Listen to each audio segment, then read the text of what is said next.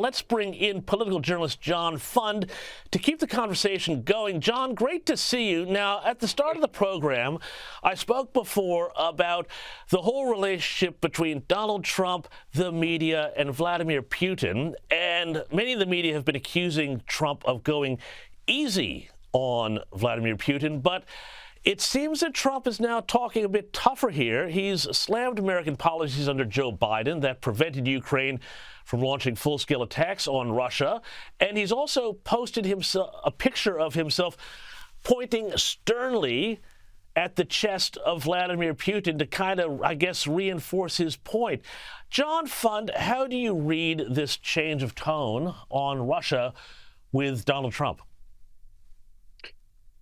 Both leaders wanted that Alaska summit. They got great visuals out of it. They got some propaganda value back in Russia for Putin, some burnishing of Trump's image in the United States.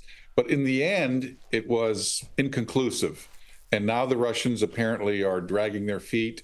They're not sure they want to have a meeting with Zelensky. They're setting down conditions on any security guarantees that Ukraine would get from Europe or the United States. So we're back to Vladimir Putin playing footsie under the table with people. And I think Trump is eventually going to lose patience.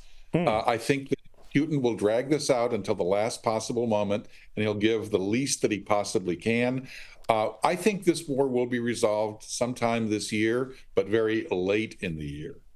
Yeah, and what sort of shape do you see that taking? I mean, will the West accept, concessions of territory to Russia, or is that beyond the pale? Or could there be something where, maybe we see a referendum in a couple of years on disputed territory to see where people want to go? Where do you see this landing?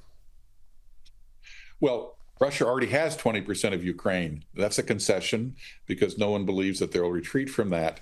I don't think they deserve, nor should they get any additional terrain they've not conquered. As for a referendum, look, let's take Crimea. Russia took that over 10 years ago. At the time, only 56% of the population was Russian.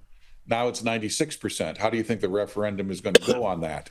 Anyone who's Ukrainian has already left those regions, so a referendum would be pointless. Yeah, fair enough. And demographics is destiny, as we say here.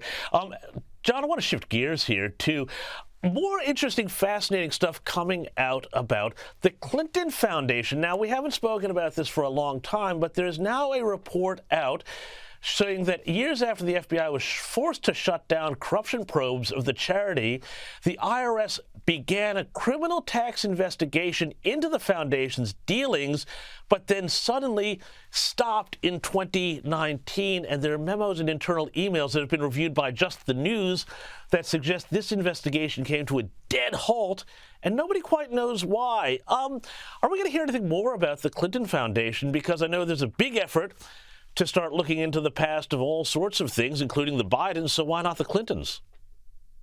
Well, the IRS is in a mess right now. It's on its seventh leader in less than a year. There are a lot of things they have to clean up.